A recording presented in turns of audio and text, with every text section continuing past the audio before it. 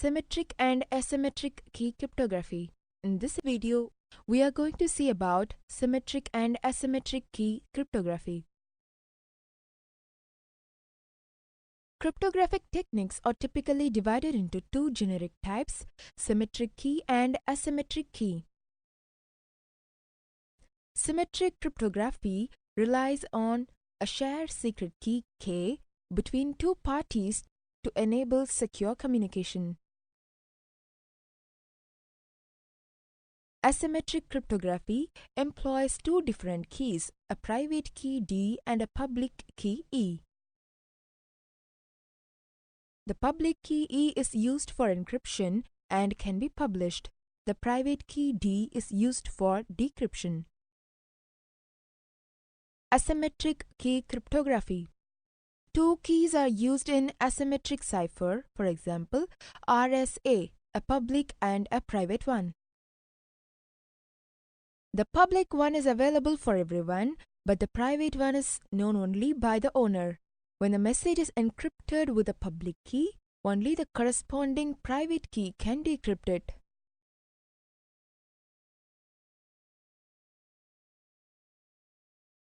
Moreover, the private key cannot be learned from the public one. Asymmetric cipher solves the problem of secure key distribution.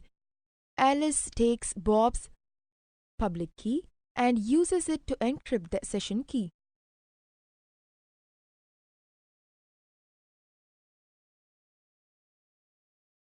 Only Bob can then decrypt the encrypted session key because he is the only one who knows the corresponding private key.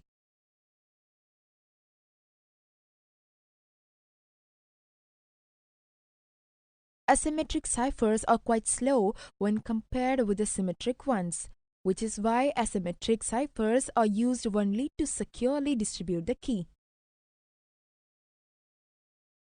Then, Alice and Bob can use symmetric cipher and the session key to make the communication confidential. Use of an asymmetric cipher also solves the scalability problem. Everyone will need only one public key and one private key to communicate with other people. Symmetric key cryptography. Let us assume that Alice wants to talk to Bob. She wants to keep the message secret. Bob is the only one who should be able to read the message. The message is confidential, so Alice uses a key to encrypt the message. The original message is called a plain text, while the encrypted message is called a ciphertext. The ciphertext is sent to Bob, who knows the key and uses the same symmetric cipher, that is, for example, AES or 3DES. Thus, Bob is able to decrypt the message.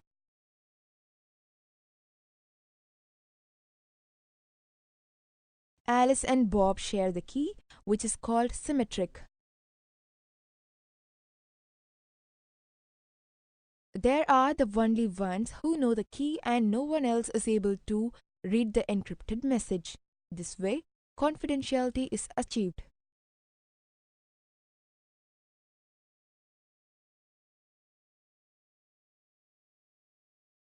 What is RSA key management? In this video, we are going to see about what is RSA key management. RSA is an Internet encryption and authentication system developed in 1977 by Ron Rivest, Adi Shamir, and Leonard Edelman.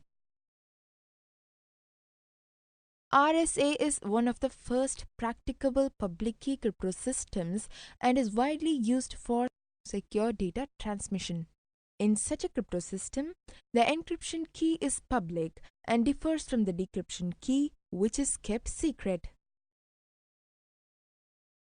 In RSA, this asymmetry is based on the practical difficulty of factoring the product of two large prime numbers, the factoring problem.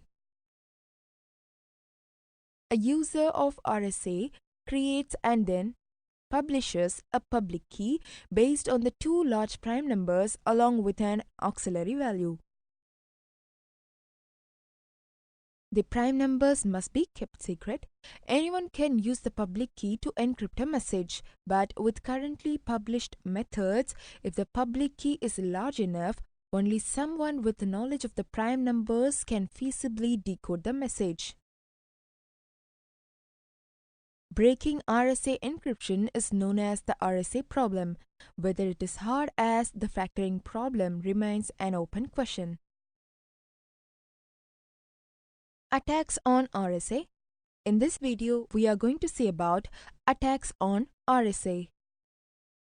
4 possible approaches for attacking the RSA algorithm are brute force. This involves trying all possible private keys. Mathematical attacks. There are several approaches, all equivalent in effort to factoring the product of two primes. Timing attacks. These depend on the running time of the decryption algorithm. Chosen ciphertext attack. This type of attack exploits properties of the RSA algorithm. Brute force attack. The defense against the brute force approach is the same for RSA as for other crypto systems, namely, to use a large key space. Thus, the larger the number of bits in D, the better. However, because the calculations involved, both in key generation and in encryption or decryption, are complex, the larger the size of the key, the slower the system will run. Mathematical attacks. We can identify 3 approaches for attacking RSA mathematically. Factor n into its 2 prime factors. This enables the calculation of phi of n is equal to p minus 1 into q minus 1, which in turn enables determination of d into k e inverse of mod phi of n.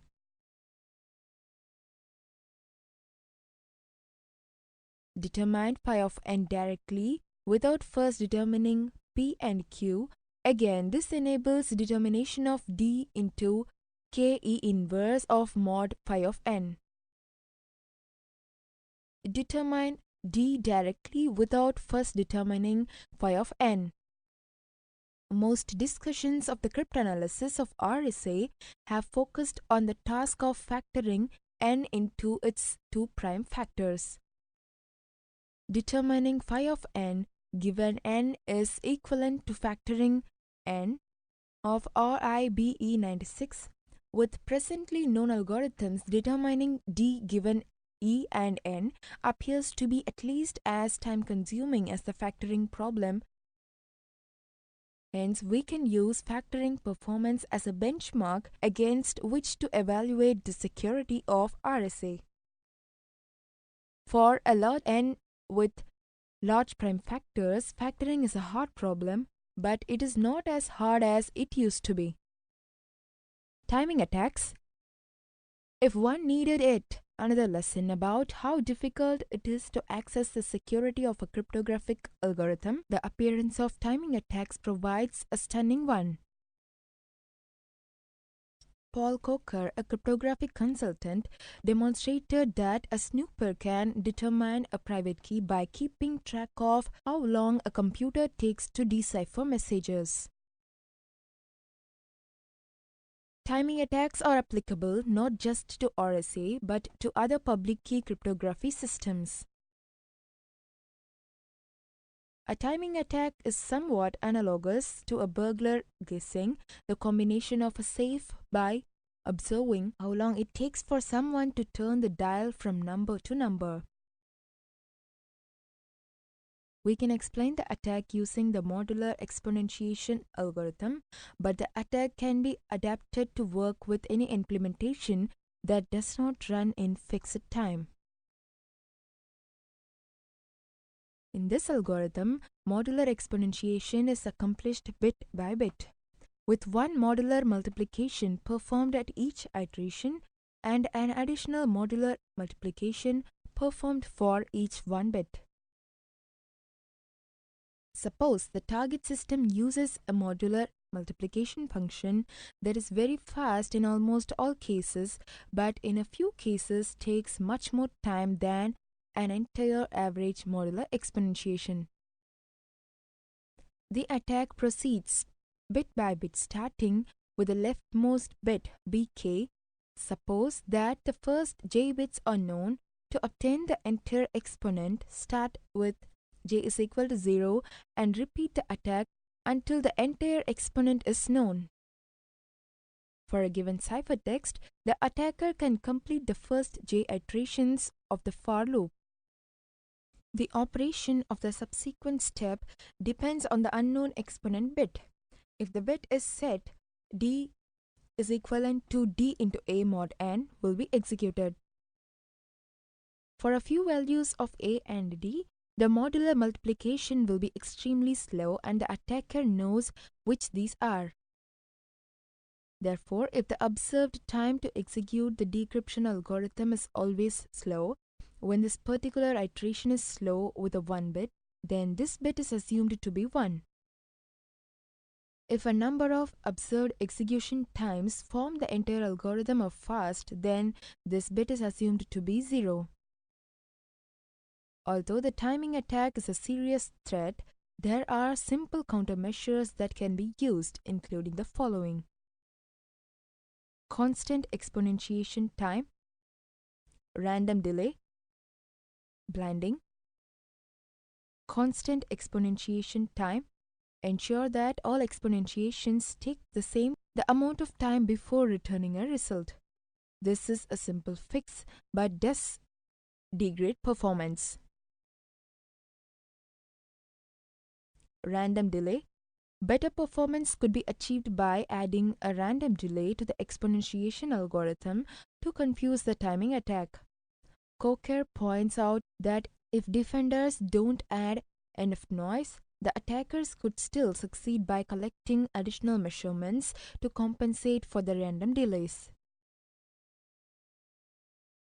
Blinding. Multiply the ciphertext by a random number before performing exponentiation. This process prevents the attacker from knowing what ciphertext bits are being processed inside the computer and therefore prevents the bit-by-bit analysis essential to the timing attack. Chosen ciphertext attack. The basic RSA algorithm is vulnerable to a chosen ciphertext attack CCA. CCA is defined as an attack in which the adversary chooses a number of ciphertexts and is then given the corresponding plaintext decrypted with the target's private key. Thus, the adversary could select a plaintext, encrypt it with the target's public key, and then be able to get the plaintext back by having it decrypted with a private key. Clearly, this provides the adversary with no new information. Instead, the adversary exploits the properties of RSA and selects blocks of data that, when processed using the target's private key, yield information needed for cryptanalysis. Example of RSA. In this video, we are going to see about example of RSA. Here is an example of RSA scheme in action.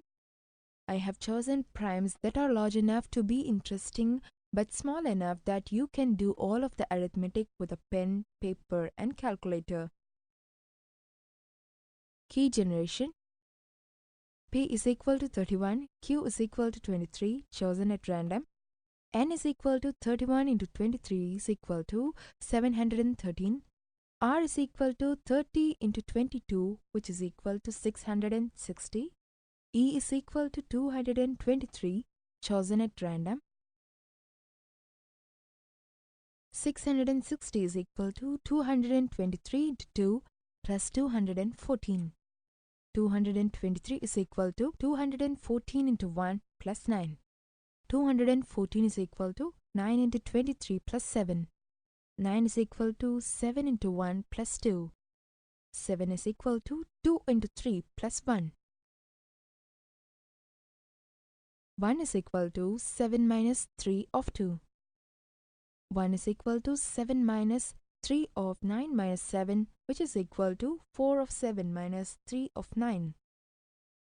1 is equal to 4 into 214 minus 9 into 23 minus 3 into 9 is equal to 4 into 214 minus 95 into 9. 1 is equal to 4 into 214 minus 95 into 223 minus 214 is equal to 99 into 214 minus 95 into 223. 1 is equal to 99 into 660 minus 2 into 223 minus 95 into 223. 1 is equal to 99 into 660 minus 293 into 223. So, the inverse of 223 mod 660 is equal to minus 293 is equal to 367. D is equal to 367, computed using Euclid's algorithm as below. Bob's private key is equal to 367. Bob's public key is equal to 223, 713. Encryption. Alice wishes to send Bob the message M is equal to 439.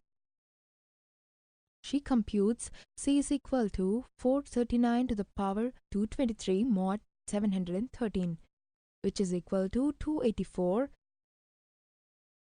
Alice sends the ciphertext 284 to Bob. Decryption. Bob receives the ciphertext 284 from Alice. He computes 284 par 367 mod 713 is equal to 439. He knows the message is 439. Difference between symmetric and asymmetric. In this video, we are going to learn about difference between symmetric and asymmetric.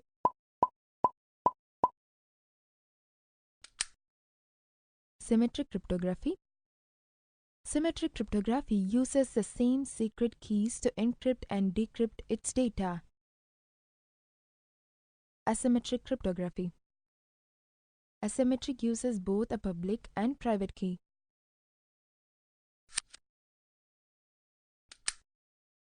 Symmetric cryptography. Symmetric requires that the secret key be known by the party encrypting the data and the party decrypting the data. Asymmetric cryptography. Asymmetric allows for distribution of your public key to anyone with which they can encrypt the data they want to send securely, and then it can only be decoded by the person having the private key.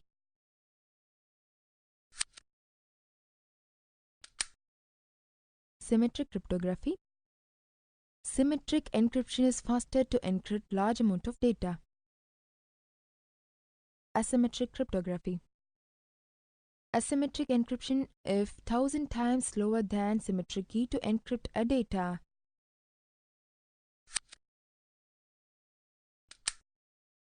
Symmetric cryptography. Symmetric key encryption can be extremely secure. Asymmetric cryptography. Whereas asymmetric key is lower secure than symmetric key.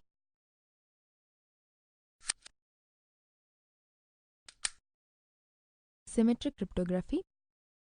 The biggest problem with symmetric key encryption is sharing of data is difficult. Asymmetric cryptography.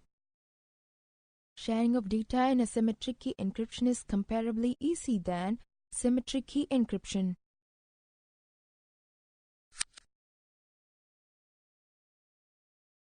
Introduction to key management. In this video, we are going to see about Introduction to key management.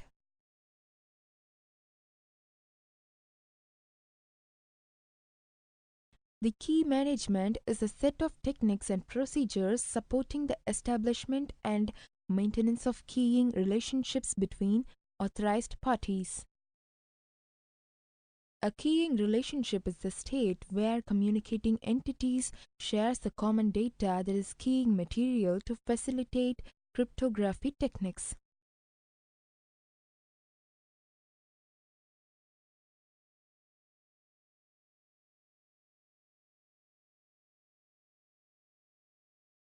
The data includes dealing with the generation, exchange, storage, use,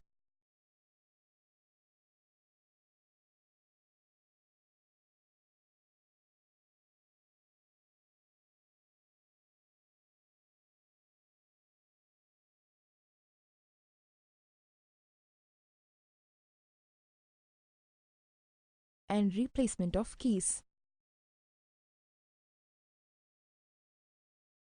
One of the major roles of public key encryption has been to address the problem of key distribution. There are two distinct aspects to the uses of public key encryptions. They are distribution of public key, the use of public key encryption to distribute secret keys, symmetric key distribution. Distribution of public key. In this video, we are going to see about distribution of public key. A few techniques have been proposed for the distribution of public keys. Nearly all of these proposals can be grouped into the following general schemes: public announcement, publicly available directory, public key authority, public key certificates. Public announcement. Apparently, the point of public key encryption is that the key should be public. Thus, if there is some broadly accepted public key algorithm such as RSA, any participant can send public key to any other participant or broadcast the key to the community at wide area. Although this approach is convenient, it has a major weakness. Anyone can forge such a public announcement. That is, some user could pretend to be user A and send a public key to another participant or broadcast such a public key. Publicly available directory. Publicly available directory achieves greater security by registering keys with a public directory. Maintenance and distribution of the public directory would have to be the responsibility of some trusted entity or organization. Such a scheme would include the following elements. The authority maintains a directory with a name, public key, entry for each participant. Each participant registers a public key with the directory authority. Registration would have to be in person or by some form of secure authenticated communication. A participant may replace the existing key with a new one at any time. Periodically, the authority publishes the entire directory or updates to the directory. Participants could also access the directory electronically, so the secure and authenticated communication to the participant is mandatory. This proposal is clearly more secure than individual public announcements but still have vulnerabilities. If an opponent succeeds in obtaining or computing the private key of the directory or authority, the opponent could authoritatively pass out counterfeit public keys. Public key authority. Stronger security for public key distribution can be achieved by providing strong control over the distribution of public keys from the directory. The scenario for public key authority is shown. A sends a time-stamped message to the public key authority containing a request for the current public key of B. The authority responds with a message that is encrypted using the authority's private key. Thus, A is able to decrypt the message using the author public key. Therefore, A is assured that the message originated with the authority. A stores B's public key and uses it to encrypt a message to B containing an identifier of A of ID and unknowns N1, which is used to identify this transaction uniquely. B retrieves A's public key from the authority in the same manner as A retrieved B's public key. At this point, public keys have been securely delivered to A and B, and they may begin their protected exchange. However, two additional steps are desirable. B sends a message to A encrypted with KU and containing A's nonce N as well as new nonce created by B and J. Because only B could have decrypted message 3, the presence of N in message 6 assures A that the correspondent is B. A returns N to encrypt using B's public key to assure B that its correspondent is A. Therefore, the total of 7 messages are required for this type of authority. Public key certificates. Public key certificates allow key exchange without real-time access to public key authority. Each certificate containing a public key and other information is created by a certificate authority and is given to the participant with a matching private key. A participant conveys its key information to another by transmitting its certificate. Other participants can verify that the certificate was created by the authority. 4 requirements can be placed on this particular scheme. Any participant can read a certificate to determine the name and public key of the certificate's owner. Any participant can verify that the certificate originated from the certificate authority and is not counterfeit. Only the certificate authority can create and update certificates. Any participant can verify the currency of the certificate. X.509 Authentication Service. The ITUT recommendation X.509 Directory Authentication Service is a part of the X.500 series of recommendations that define a directory service. The directory is in effect a server or distributed set of servers that maintains a database of information about users. X.509 defines a framework for the provision of authentication services by the X.500 directory to its users. The directory may serve as a repository of public certificates. Each certificate contains a public key of a user and is signed with a private key of a trusted certificate authority (CA). X.509 is based on the use of public key cryptography and digital signatures, for example, RSA and different hash functions such as MD5, etc. X.509 was initially issued in 1988. The standard was subsequently revised to address some of the security concerns. A revised recommendation was issued in 1993. A third version was issued in 1995 and revised in 2000. The user certificates, which are at the heart of X.509, are assumed to be created by some trusted certificate authority (CA) and placed in the directory by the CA or by the user. The directory server itself is not responsible for the creation of the public keys or for the certification function. It merely provides an easily accessible location for users to obtain certificates. Any user with access to the public key of the CA can recover the user public key that was certified.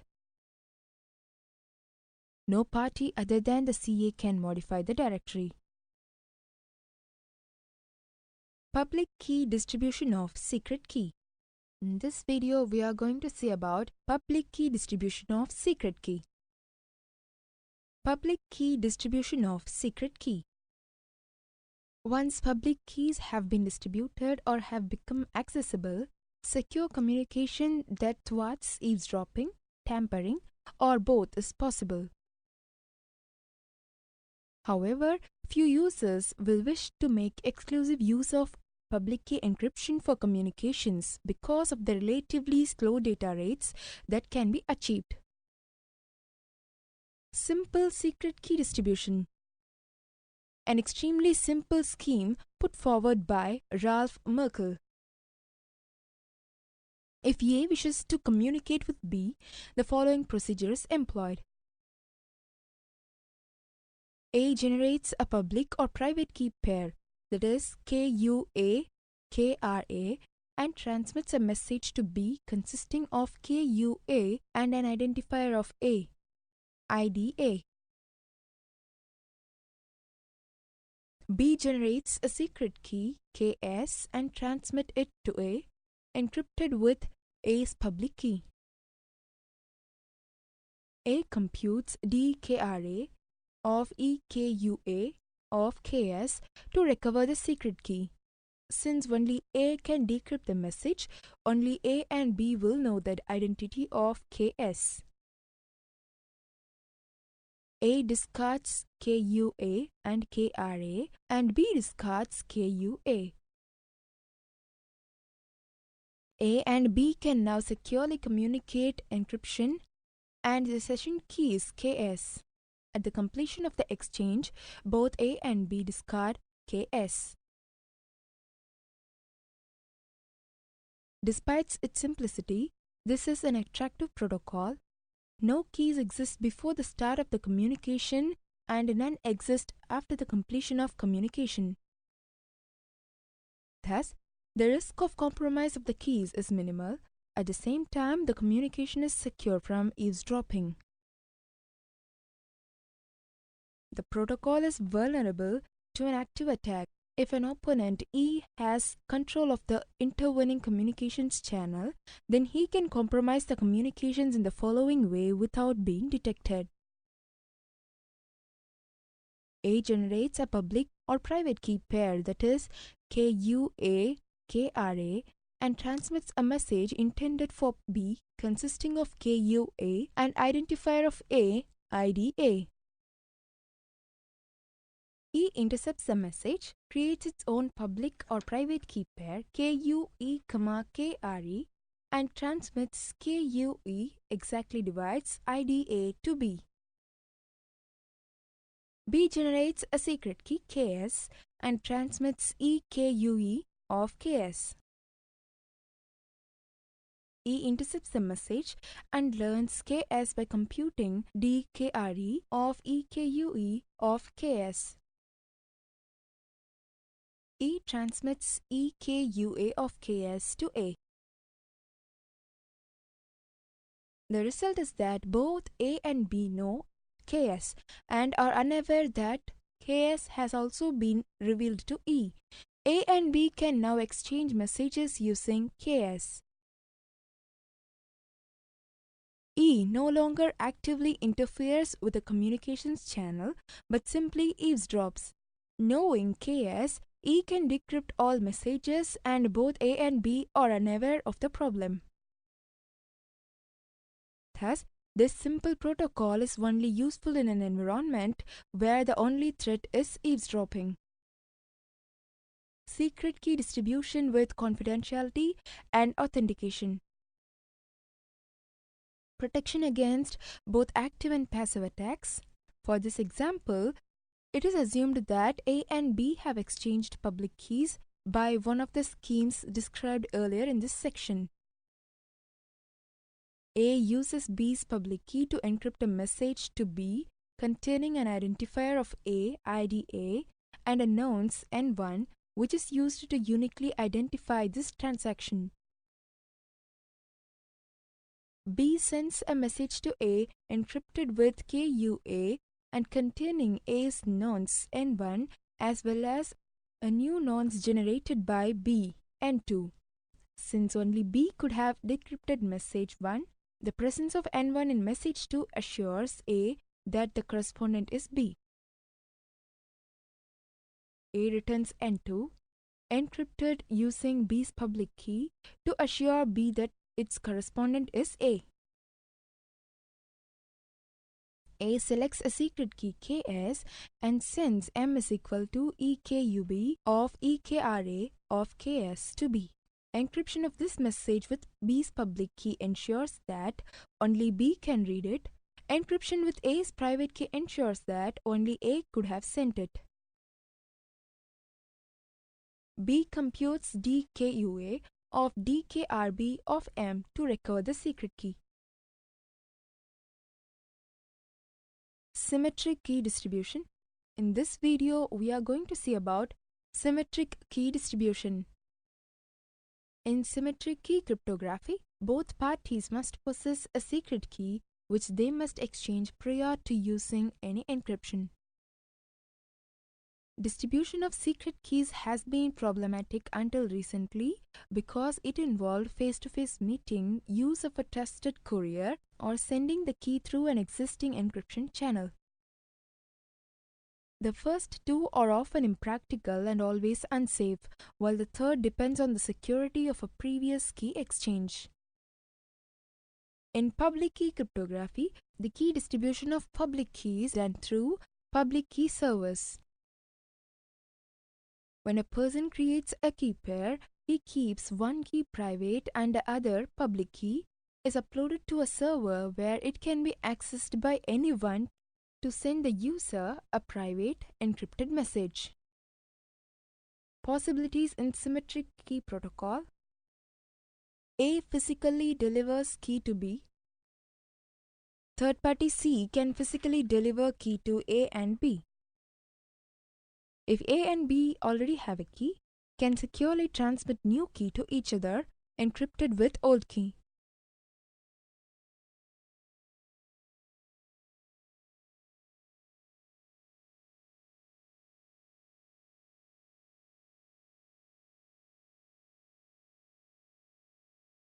If A and B have secure connection with third party C, C can securely send keys to A and B. Diffie-Hellman key exchange. In this video, we are going to see about Diffie-Hellman key exchange. Diffie-Hellman key exchange DH to the power NB1 is a specific method of exchanging keys. It is one of the earliest practical examples of key exchange implemented within the field of cryptography. The Diffie-Hellman key exchange method allows two parties that have no prior knowledge of each other to jointly establish a shared secret key over an insecure communication channel. This key can then be used to encrypt subsequent communications using asymmetric key cipher. It is a type of key exchange. Process of Diffie-Hellman algorithm. The Diffie-Hellman algorithm depends for its effectiveness on the difficulty of computing discrete logarithms. Briefly, we can define the discrete logarithm in the following way.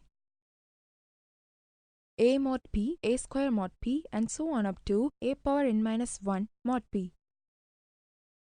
First, we define a primitive root of a prime number p as one whose powers generate all the integers from 1 to p minus 1. That is, if a is a primitive root of the prime number p, then the numbers b is equal to a power I mod p, where 0 less than or equal to I greater than or equal to p minus 1. For any integer b and a primitive root a of prime number p, one can find a unique exponent I such that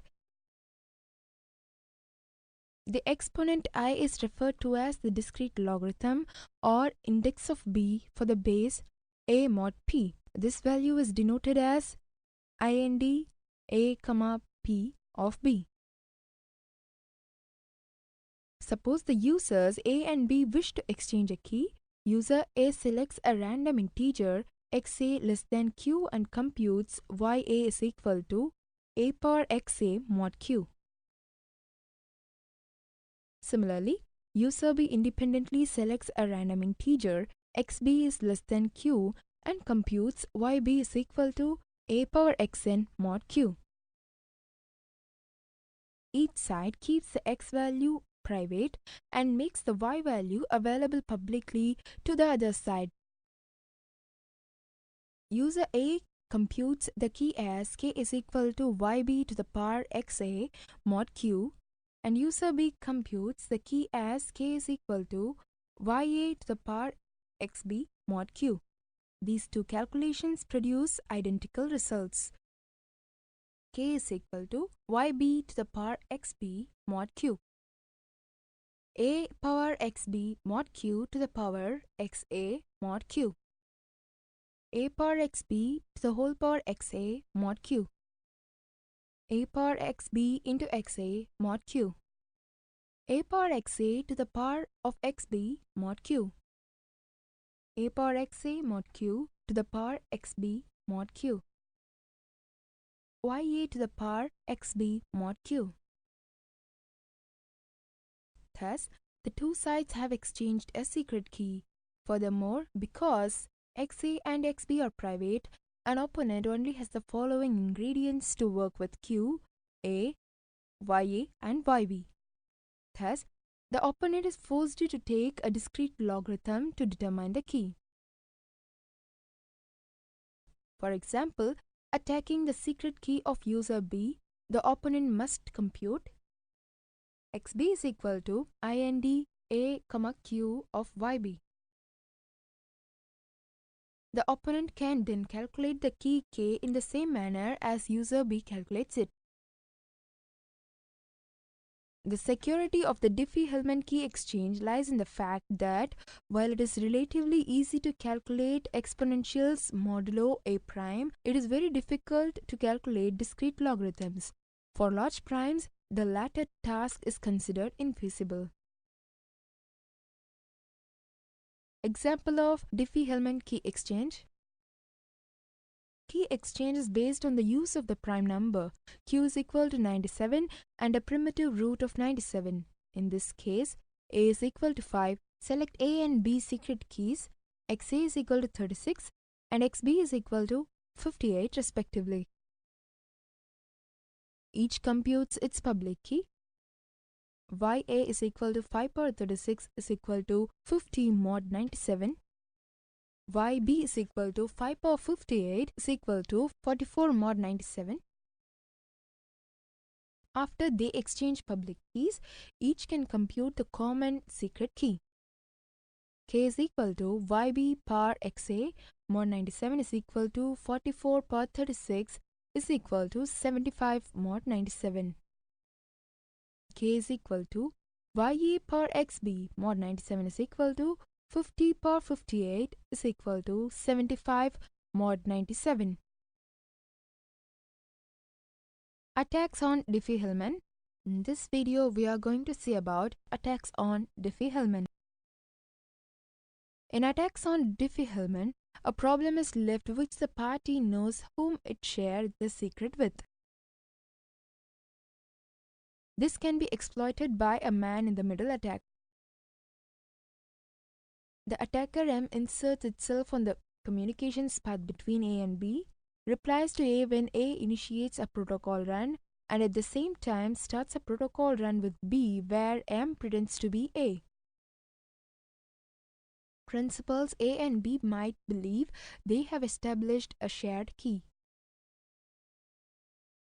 In fact, M shares key G power XU with A and key G power YV with B, and can read all traffic between A and B while acting as a relay. What is RSA? In this video, we are going to see about what is RSA. The RSA algorithm, named after Ron Rivest, Adi Shamir, and Leonard Adleman, is based on a property of positive integers.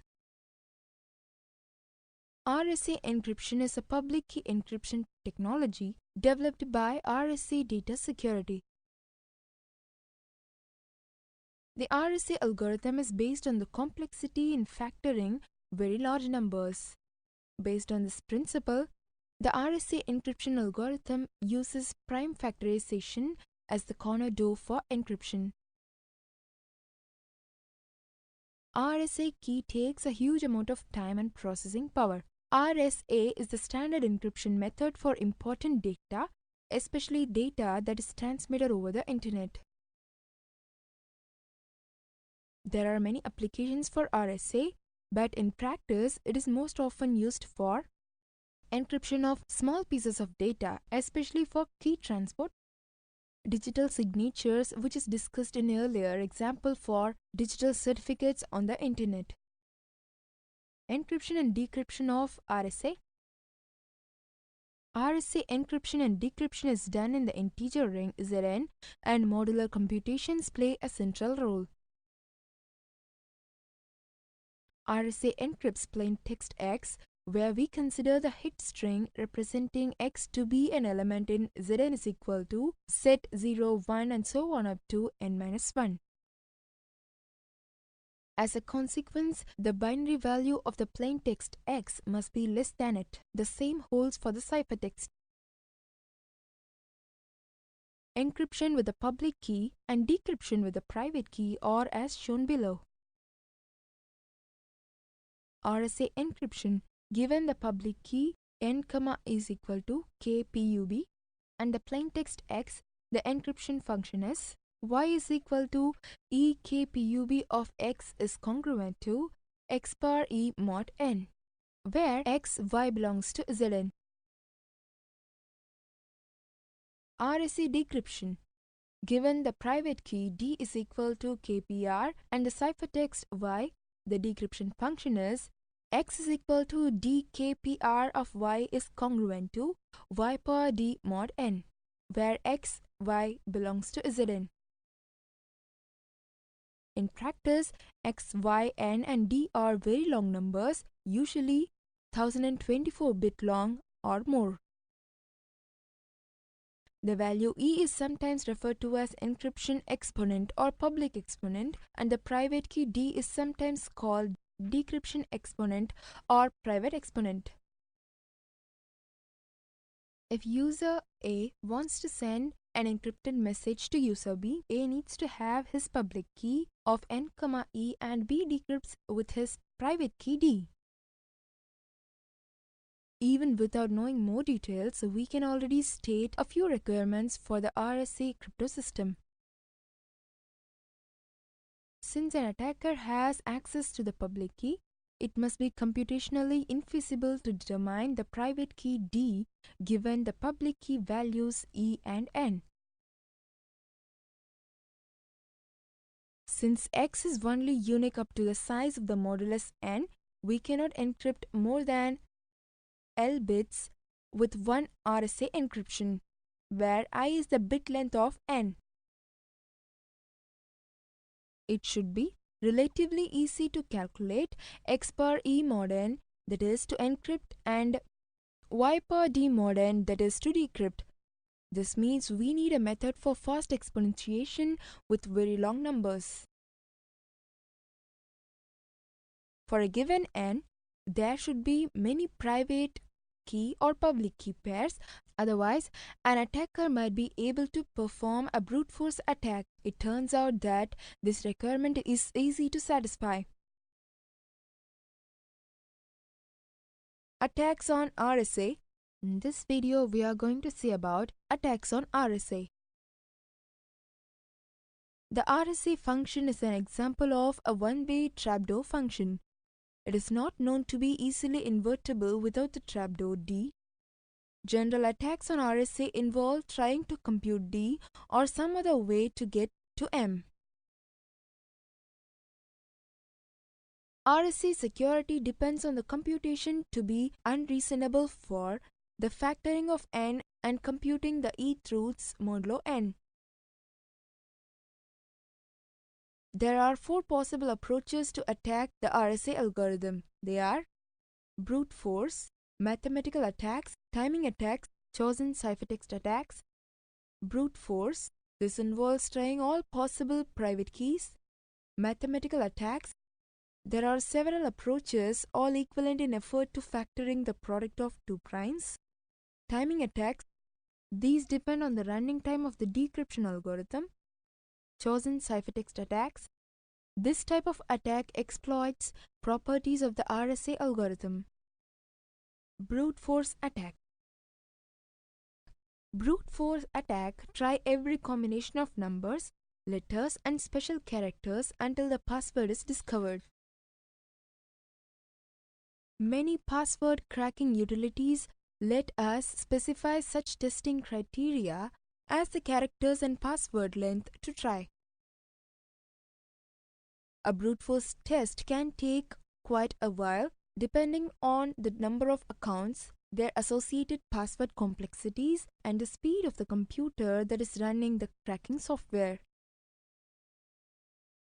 Symmetric cipher. For a symmetric cipher, longer keys protect against brute force attacks. Each extra bit in the key doubles the number of possible keys and therefore doubles the work a brute force attack must do. With an n-bit key, there are 2 n possible keys. On average, a brute force attack must test half of them, performing 2n-1 encryptions to find the key. A large enough key makes any brute force attack wildly impractical. Public key system. For public key systems, the relation between key size and security is more complex. Here an attacker has the public key and that is mathematically related to the private key. He need not try all possible keys, only solve a math problem. For example, to break a 256-bit key used in the RSA crypto system, he has to factor a 256-bit number. This is not easy, but it is far better for the attacker than a brute force search. Mathematical attack. In this video, we are going to see about mathematical attack. Mathematical attacks focus on attacking the underlying structure of RSA function. The first intuitive attack is the attempt to factor the modulus n. Because knowing the factorization of n, one may easily obtain m of n from which d can be determined by d is equal to 1 by e mod m of n. Problems and difficulties in mathematical attacks. With phi of n and n, we can read any message encrypted, so our problem is equivalent to the problem of prime factorization. Prime factorization requires splitting an integer into factors that are prime numbers, and every integer has a unique prime factorization. Multiplying 2 prime integers together is easy, but as far as we know, factoring the product is much more difficult. Factoring algorithm. In factoring algorithm, there are 3 methods involved to express n difference in prime numbers. Algorithm of Fermat, algorithm on Euler, Pollard's row method. Algorithm of Fermat. This method is based on the formula of difference of 2 squares. X square minus y square is equal to x minus y into x plus y. In case of the particular modulus n in RSA, n is equal to p into q, where p, q are 2 primes. We can express n as n is equal to p plus q by 2 the whole square minus p minus q by 2 whole square. Let k the smallest positive integer so that k square is greater than n. Consider now k square minus n. If a number h, such as k square minus n is equal to h square, then n is equal to k plus h into k minus h. As n can only factor as p into q, so we will be sure k plus h and k minus h must be 2 prime numbers. If not the case, consider eventually to find g, such as k plus g the whole square minus n is equal to h square is a square. So n can be factored as k plus g plus h into k plus g minus h. Algorithm on Euler. The idea of this method is that to express a number n as the sum of 2 squares in 2 different ways with factor n. N is equal to a square plus b square, which is equal to c square plus d square. A minus C into A plus C is equal to D minus B into D plus B. Let K is equal to GCD of A minus C comma D minus B. So A minus C is equal to Km, D minus B is equal to KH.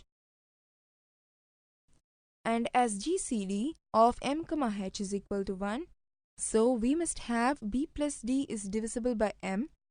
We have B plus D is equal to M into N. Consequently, A plus C is equal to H into N. We have 4 equations there. A minus C is equal to K into M. A plus C is equal to H into N. D minus B is equal to K into H. D plus B is equal to M into N. We reduce A is equal to K into M plus H into N divided by 2. B is equal to M into N minus K into H divided by 2. N is equal to K into M plus H into N by 2 the whole square plus M into N minus K into H divided by 2 the whole square. N is equal to K square into M square plus H square into N square plus 2KMHN plus M square into N square plus K square into H square minus 2KMHN the whole divided by 4. N is equal to K square plus N square into M square plus H square into K square plus N square the whole divided by 4. N is equal to K square plus N square into M square plus H square the whole divided by 4. Euler's factorization method is more effective than Fermat's for integers of which factors are not close, and actually much more efficient than trial division if one can find representation of numbers as sums of two squares reasonably easily. The disadvantages of Euler's factorization method is that it cannot be applied to factoring any integer with any prime factor of the form 4k plus 3 occurring to an odd power in its prime factorization, as such a number can never be the sum of two squares. Pollard's row method. The principle of Pollard's row method is to pick a random number A, pick another random number B, see if the greatest common divisor of A minus B and N is greater than 1. If not, pick another random number C. Check the greatest common divisor of C minus B and N. If that is not greater than 1, check the greatest common divisor of C minus A and N. If that does not work, pick another random number D. Check D minus C, D minus B and D minus A. Timing attack. In this video, we are going to see about timing attack. A timing attack is an example of an attack that exploits the data-dependent behavioral characteristics of the implementation of an algorithm rather than the mathematical properties of the algorithm itself. Many cryptographic algorithms can be implemented or masked by a proxy in a way that reduces or eliminates data-dependent timing information. Consider an implementation in which every call to a subroutine always returns in exactly x seconds, where x is the maximum time it ever takes to execute that routine on every possible authorized input. In such an implementation, the timing of the algorithm leaks no information about the data supplied to that invocation. The downside of this approach is that the time to execute many invocations increases from the average performance of the function to the worst-case performance of the function. Timing attacks are practical in many cases. Timing attacks can be applied to any algorithm that has data-dependent timing variation. Software run on a CPU with a data cache will exhibit data-dependent timing variations as a result of memory looks into the cache. Some operations such as multiplication may have varied execution time depending on the inputs. Finding secrets through timing information may be significantly easier than using cryptanalysis of known plaintext ciphertext pairs. Sometimes timing information is combined with cryptanalysis to improve the rate of information leakage. Chosen ciphertext attack. In this video, we are going to see about chosen ciphertext attack. The basic RSA algorithm is vulnerable to a chosen ciphertext attack CCA. CCA is defined as an attack in which the adversary chooses a number of ciphertexts and is then given the corresponding plaintext decrypted with the target's private key.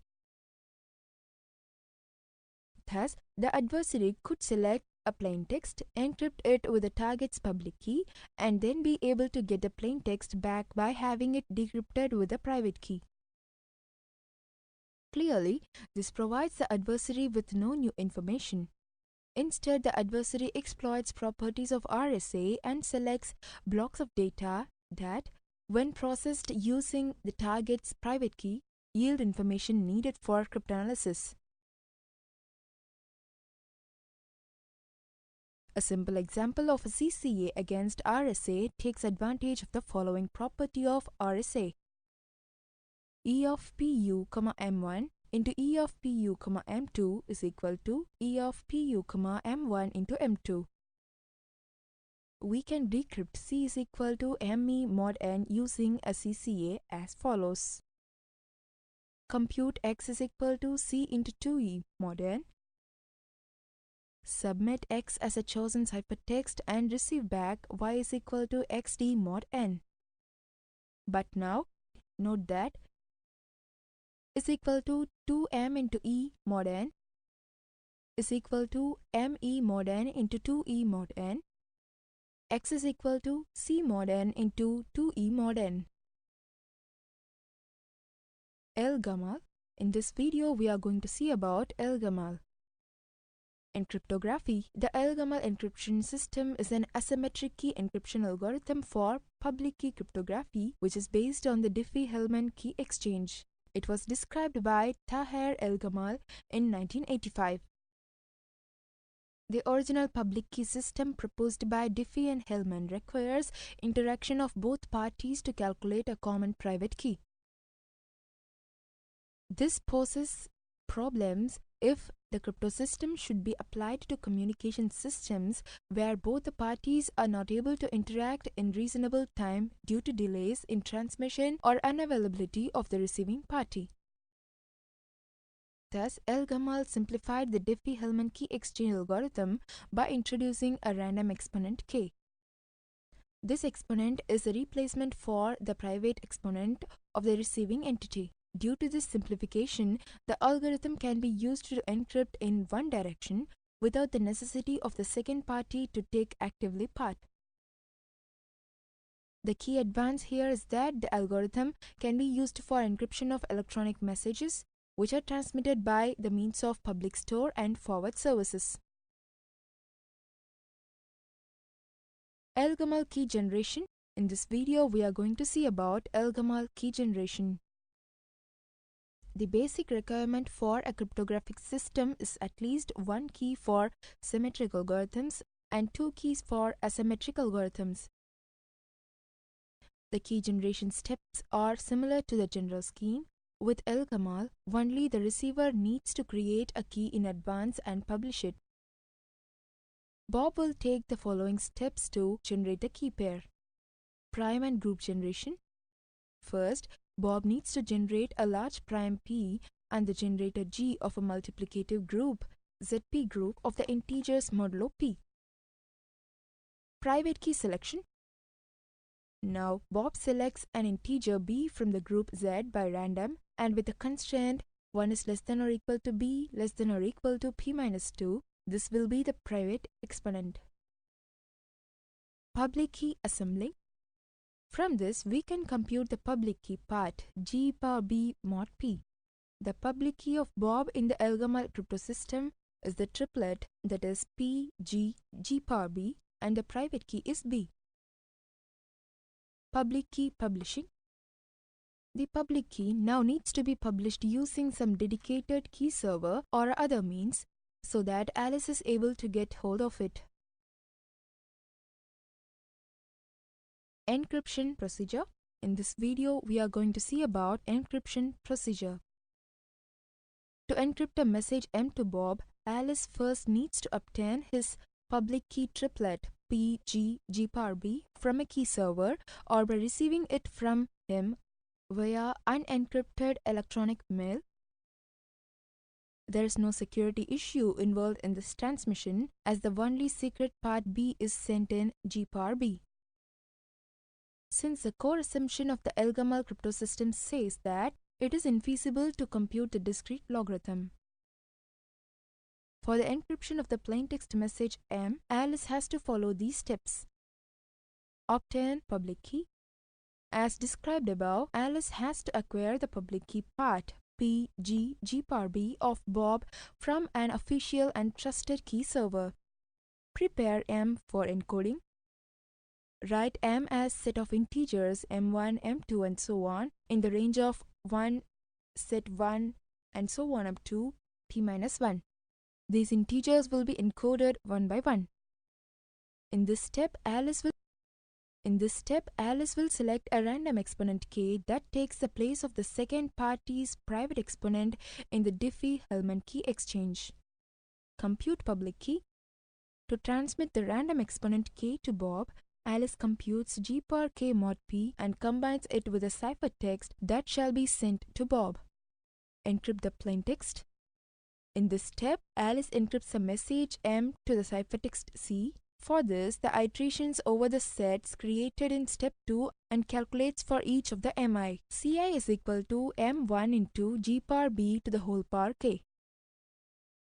The ciphertext C is a set of all Ci with 0 less than I less than or equal to modulus m. The resulting encrypted message C is sent to Bob together with a public key G power k mod p derived from the random private exponent. Even if an attacker would listen to this transmission and in a second step would also acquire the public key part G power b of Bob from a key server, he would still not be able to derive G power b into k, as can be seen from the discrete logarithm problem. Elgamal advises to use a new random k for each of the single message blocks mi. This greatly improves security, as knowledge of one message block mj does not lead the attacker to the knowledge of all other mi. The reason for this ability is that if C1 is equal to M1 into G power B to the whole power K mod P and C2 is equal to M2 into G power B to the whole power K mod P, from knowing only M1, the next part of the message M2 can be calculated by the following formula. M1 by M2 is equal to C1 by C2. Decryption procedure. In this video, we are going to see about decryption procedure. Once received the encrypted message C and the randomized public key G power k, Bob has to use the encryption algorithm to be able to read the plaintext M. This algorithm can be divided in a few single steps. Compute shared key. The Elgamal cryptosystem helped Alice to define a shared secret key without Bob's interaction. This shared key is a combination of Bob's private exponent B and the random exponent k chosen by Alice. The shared key is defined by the following equation. G power k to the power p minus 1 minus b is equal to G power k to the power of minus b is equal to b power minus b into k. Decryption. For each of the ciphertext parts Ci, Bob now computes a plaintext using mi is equal to G power k to the whole power minus b into Ci mod p. After combining all of the mi back to m, he can read the message sent by Alice. Elgamal signatures. In this video, we are going to see about Elgamal signatures. The Elgamal cryptosystem does not only support encryption and decryption, but also the electronically signing of messages M. A signature scheme has three main characteristics: signing process, verification, forgery prevention. A signature in the Elgamal cryptosystem is the pair R, S with 0 lesser than or equal to R, S less than P minus 1, defined by the equation G power M is congruent to G power A to the whole power R into R power S mod P. The procedure of signing follows similar steps as the encryption procedure. Choose random K belongs to G. Compute R is congruent to G power K mod P. Fill the signature equation from above as G power M is congruent to G power AR GKS mod P and solve it for S using M is congruent to AR plus KS mod P minus 1. This has a solution for S if K is chosen such that GCD of K, P minus 1 is equal to 1. Verification procedure. A signature R, S of a message M is verified as follows. 0 less than R less than P and 0 less than S less than P minus 1. G power H of M is congruent to Y power R into R power S mod P. Correctness. The algorithm is correct in the sense that a signature generated with the signing algorithm will always be accepted by the verifier. The signature generation implies H of M is congruent to XR plus SK mod P minus 1. Hence, Fermat's little theorem implies G power H of M is congruent to G power XR into G power KS, which is congruent to G power X to the whole power R into G power K to the whole power S, which is congruent to Y power R into R power S mod P. Introduction to attacks on Elgamal. In this video, we are going to see about introduction to attacks on Elgamal. The attack applies when encryption is done in a subgroup of ZP group. The simplest form of the Elgamal system encrypts the messages in ZP group for some prime P. Let G be an element of ZP group of order Q. The private key is a number in the range 1 less than or equal to X less than Q. The public key is a tuple set P, G, Y, where Y is equal to G power X mod P. To encrypt a message M belongs to ZP, the original schemes works as follows. Pick a random R in the range 1 less than or equal to X less than Q. Compute U is equal to M into Y power R mod P and V is equal to G power R mod P. The resulting ciphertext is the pair U, V. To speed up the encryption process, one often uses an element G of order much smaller than P. For example, P may be 1024 bits long, while Q is only 512 bits long. In the extreme, one might take Q to be only a 160 bits.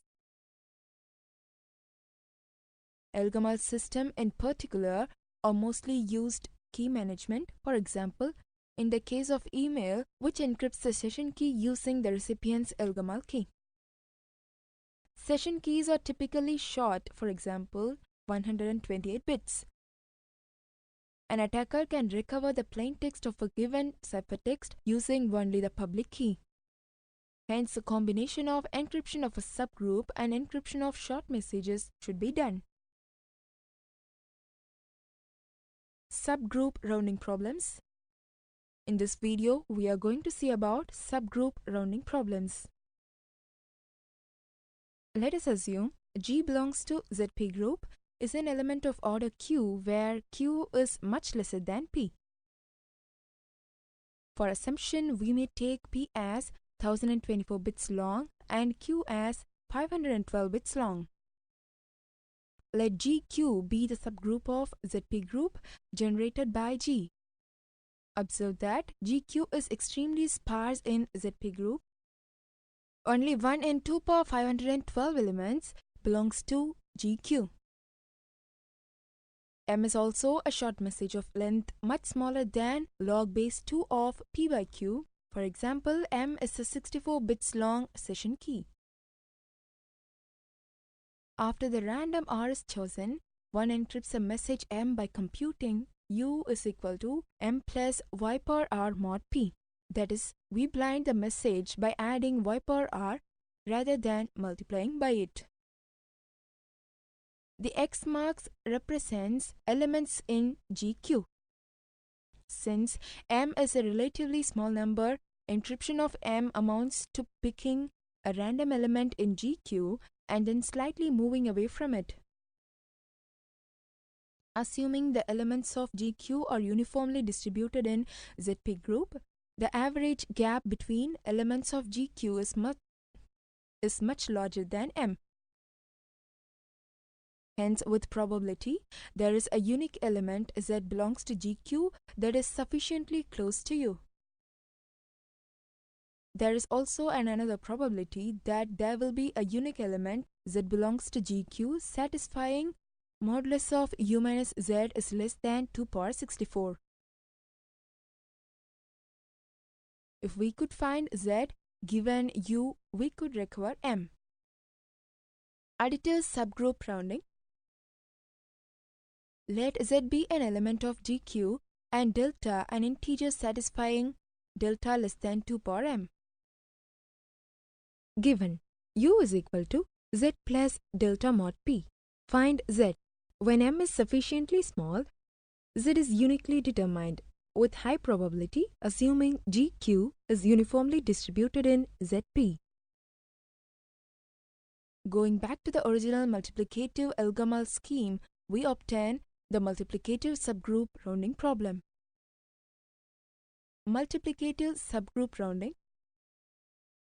Let Z be an element of GQ and delta an integer satisfying delta less than 2 power m. Given U is equal to Z into delta mod p, find Z. When m is sufficiently small, Z is uniquely determined with high probability, assuming GQ is uniformly distributed in ZP. An efficient solution to either problem would imply that the corresponding plain Elgamal encryption scheme is insecure. All are interested in solutions that run in time order of square root delta, or even better, order of log delta. The reason we refer to these schemes as plain Elgamal is that messages are encrypted as IS. For proper security, one must pre-process the message prior to encryption or modify the encryption mechanism. For example, one could use DHAES. An algorithm for multiplicative subgroup rounding. In this video, we are going to see about an algorithm for multiplicative subgroup rounding. In the given element, U belongs to ZP of the form U is equal to Z into delta mod P, where Z is a random element of GQ and modulus of delta is less than 2 power m. To find delta, assume that m, the length of the message being encrypted, is much smaller than log base 2 of P by Q. Then, with high probability, delta is unique. For example, take P to be 1024 bits long, Q to be 512 bits long, and M to be 64. Suppose delta can be written as delta is equal to delta 1 into delta 2, where both delta 1 and delta 2 are m by 2 bits each. To find delta from U in time, order of 2 power m by 2. Observe that U is equal to Z into delta is equal to Z into delta 1 into delta 2 mod P. Dividing by delta 1 and raising both sides to the power of Q yields U by delta 1 to the power Q is equal to Z power Q into delta 2 power Q is equal to delta 2 power Q mod P. We can now build a table of size 2 power m by 2 containing the values delta 2 power q mod p for all delta q is equal to 0 and so on up to 2 power m by 2. Then, for each delta 1 is equal to 0 and so on up to 2 power m by 2, we check whether u power q by delta 1 power q mod p is present in the table. If so, then delta is equal to delta 1 into delta 2 is a candidate value for delta. Assuming delta is unique, there will only be one such candidate. The algorithm above requires 2 power m by 2 plus 1 modular exponentiations and order of 2 power m by 2 space. Hence, when the system is used to encrypt a 64-bit session key, the algorithm requires on the order of 8 billion exponentiations. Far less than the time to compute discrete log in ZP group. This attack works only when delta factors into a product of two integers, each approximately m by 2 bits long, and these factors need not be prime. When m is equal to 64, the density of such delta is approximately 8%. This is a heuristic estimate. Hence, roughly 1 out of 12 messages can be decrypted using the algorithm. Semantic security. In this video, we are going to see about semantic security. In cryptography, a crypto system is semantically secure if any probabilistic polynomial time algorithm PPTA that is given the ciphertext of a certain message M taken from any distribution of messages and the message's length cannot determine any partial information on the message with probability non-negligibly higher than all other PPTAs that only have access to the message length. Symmetric key encryption scheme, finite case. A symmetric key encryption scheme with key length k, plain text length m, and ciphertext length c is a pair of probabilistic algorithms E and C, DEC such that E and C encryption set 0, 1 per k into set 0, 1 per m tends to 0, 1 per c. Decryption DEC set 0, 1 per k into 0, 1 per c tends to 0, 1 per m. And for every key k belongs to set 0, 1 per k and every message m, P of decryption DEC of k, encryption ENC of k, m is equal to m, which is equal to 1, where the probability is taken over the randomness of the algorithms. Symmetric key encryption scheme, variable key length case. A symmetric key encryption scheme with variable key length is a pair of polynomial time probabilistic algorithms, encryption, decryption, that is ENC, DEC, and a function m of k is greater than k, such that for every security parameter k, for every key k belongs to set 0, 1 per k and every message m belongs to 0, 1 per m of k. P of decryption DEC of k, encryption ENC of k, m is equal to m, which is equal to 1. Semantic security concrete definition.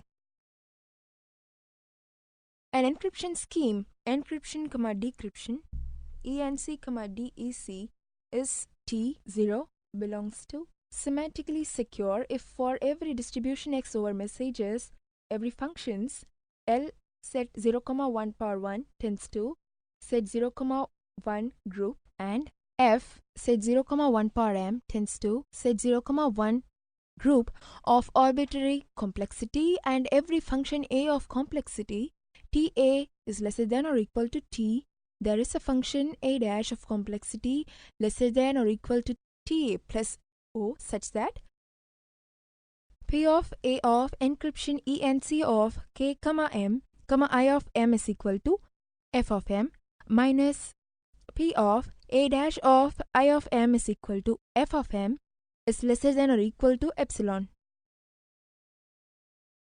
Consider as before of t is equal to 2 power 80 and epsilon is equal to 2 power minus 60, and suppose O is quite small so that a computation of complexity O can be performed in a few seconds or less. And notice how the above definition captures the previous informal discussion. Semantic security implies message indistinguishability. If encryption ENC, decryption DEC is T, O, epsilon semantically secure, then it is T, 2 epsilon message indistinguishable. Note that semantic security implies message indistinguishability regardless of the overhead parameter O. Proof. We prove that if encryption ENC, decryption DEC is not T, 2 epsilon message indistinguishable, then it is not T, O, epsilon semantically secure regardless of how large is O. If encryption ENC, decryption DEC is not T, 2 epsilon message indistinguishable, then there are two messages M0, M1 and an algorithm T of complexity less than or equal to T such that P of T of encryption ENC of K, M1 is equal to 1 minus P of T of encryption of K, M0 is equal to 1 greater than 2 epsilon. Pick a bit B uniformly at random in set 0, 1, then we have P of T of encryption ENC of K, MB is equal to B greater than 1 by 2 plus epsilon. And now take A to be T, X to be the distribution MB for a random B, and define f of MB is equal to B and I of M to be empty. Then P of A of I of M, encryption ENC of K, M is equal to f of M greater than 1 by 2 plus epsilon. On the other hand, for every A dash regardless of complexity, and so we contradict semantic security. P of A dash of I of M, encryption of K, M is equal to f of M, which is equal to 1 by 2. Message indistinguishability implies semantic security. If encryption ENC, decryption DEC is T, epsilon message indistinguishable and ENC has complexity less than or equal to P, then encryption ENC, decryption DEC is T minus LF, P, epsilon semantically secure, where LF is the maximum length of f of M over M belongs to 0, 1 power M. Proof. Fix a distribution X, an information function L, a goal function F, and a crypto-analytic algorithm A of complexity LF into X is less than or equal to T. Take A dash of I of M is equal to A into I of M, encryption ENC of K, 0, so that the complexity of A dash is equal to the complexity of A plus the complexity of encryption ENC.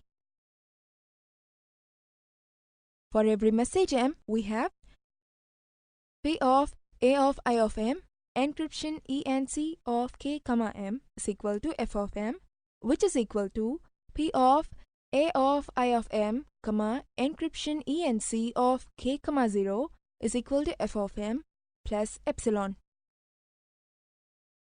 Otherwise, defining T of C is equal to 1 bidirectionally equivalent to A of I of M, C is equal to f of M would contradict the indistinguishability. Averaging over M in X.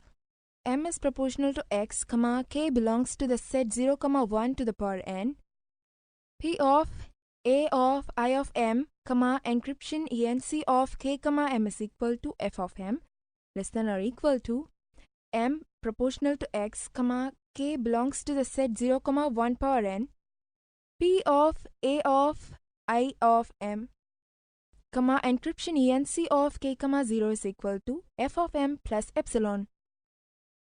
And also m proportional to x, k belongs to the set 0, comma 1 power n, p of a of I of m, comma encryption enc of k, comma m is equal to f of m less than or equal to m proportional to x, k belongs to the set 0, comma 1 power n, p of a dash of I, comma m is equal to f of m plus epsilon. Semantic security, asymptotic definition. An encryption scheme, encryption ENC, decryption DEC is semantically secure if for every polynomial p there exists a polynomial q and a negligible function nu such that encryption ENC, decryption DEC is p of k, q of k, nu of k semantically secure for all sufficiently large k. Chosen ciphertext security. In this video, we are going to see about chosen ciphertext security. A chosen ciphertext attack (CCA) is an attack model for cryptanalysis in which the cryptanalyst gathers information, at least in part, by choosing a ciphertext and obtaining its decryption under an unknown key. In the attack, an adversary has a chance to enter one or more known ciphertexts into the system and obtain the resulting plaintext. An encryption GEN, E, D is said to be T, epsilon. CCA secure if it's valid for every E, D is equal to GEN of 1 power n, D of E of x is equal to x. And for every T time A, if we consider the following: E, D is equivalent to RG of 1 power n. A gets as input E. A gets access to black boxes for E of dot redundant and DD of dot. A chooses x1, x2. Sender chooses I tends to R into set 1, 2 and gives AY is equal to EE of XI. A gets more access to black boxes for EE of dot redundant and DD of dot but is restricted not to ask Y to the decryption box. More formally, A gets access to the following function D of dot instead of DD of dot. DD dash of Y dash is equal to DD of Y dash into Y dash is not equal to Y. Y dash is equal to Y. Perpendicularity is a symbol that signifies failure or invalid input. A outputs J belongs to the set 1, 2. A is successful if J is equal to I. The scheme is T, epsilon. CCA secure if the probability that A is successful is at most 1 by 2 plus epsilon. CPA secure scheme in the random oracle model. In this video, we are going to see about CPA secure scheme in the random oracle model. One advantage of this scheme over the hardcore bit-based scheme is that it will have shorter ciphertexts. To encrypt n bits will need 3n bits as opposed to 2n square in the previous bit-by-bit scheme. The main advantage of concern is able to generalize it to a CCA secure encryption scheme. A CPA secure scheme. Let G of set 0, 1 to the power n tends to 0, 1 to the power n be a random oracle and set F, F inverse be collection of trapdoor permutations. The public key of the scheme will be F of dot while the private key be F inverse. To encrypt X belongs to set 0, 1 power n, choose R tends to R to set 0, 1 power n and compute F of R, G of R addition of X To decrypt y comma z, compute r is equal to f inverse of y and let x is equal to r addition of z. Theorem 1. Proof. For public key encryption, the encryption oracle is redundant, and so CPA security means that an adversary A that gets as input the encryption key f of dot in our case cannot tell apart e of x power 1 and e of x square for every x power 1, x square. However, in the random oracle model, need to give A also access to the random oracle g of dot. We denote the ciphertext A gets as challenged by Y group, Z group, where Y group is equal to F of R group and Z group is equal to G of R group addition of X group.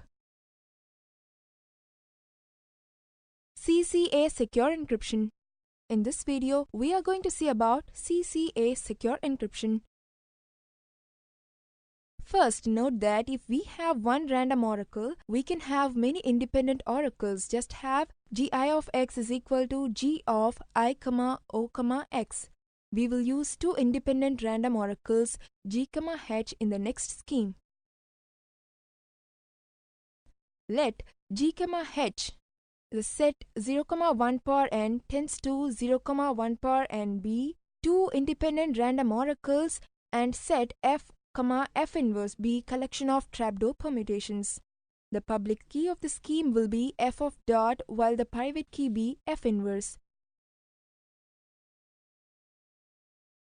To encrypt x belongs to set 0, 1 power n, choose r tends to r the set 0, 1 power n and compute f of r, g of r addition of x, h of x, r. To decrypt y, z, w, compute r is equal to f inverse of y and let x is equal to r addition of z. Then check that w is equal to h of x, r. If so, then return x, otherwise return perpendicularity. Theorem 2. Proof. Let A be an algorithm in a CCA attack against the scheme. Again, denote by Y group, Z group, W group the challenge ciphertext A gets where Y group is equal to F of R group, Z group is equal to G of R group addition of X group and W group is equal to H of X group, R group.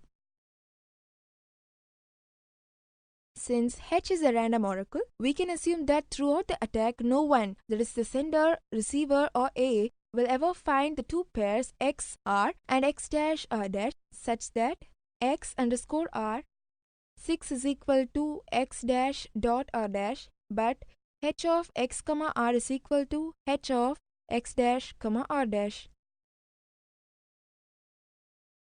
Thus, at each step I of the attack and for every string W belongs to set 0, 1 power n, we can define Hi inverse of W in the following way. If the oracle H was queried before with some X, R and returned W, then Hi inverse of W is equal to X, R. Otherwise, Hi of inverse of W is equal to perpendicularity. We also observe that a pair X, R completely determines the ciphertext Y, Z, W that is a function of X and R, and also that Y, Z completely determine X and R.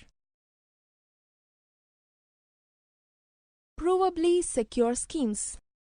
In this video, we are going to see about provably secure schemes. Provably security refers to any type or level of security that can be proven. It is used in different ways by different fields. Usually, this refers to mathematical proofs which are common in cryptography. In such a proof, the capabilities of the attacker are defined by an adversarial model, also referred to as attacker model. The aim of the proof is to show that the attacker must solve the underlying hot problem in order to break the security of the model system. Generally, A security proof attempts to show how difficult breaking a cryptographic scheme. The main difference between proving the security in the signature setting and the encryption setting is deciding what is breaking the scheme. There are several lines of research in provable security. One is to establish the correct definition of security for a given intuitively understood task. Another is to suggest constructions and proofs based on general assumptions as much as possible, for instance, the existence of a one-way function.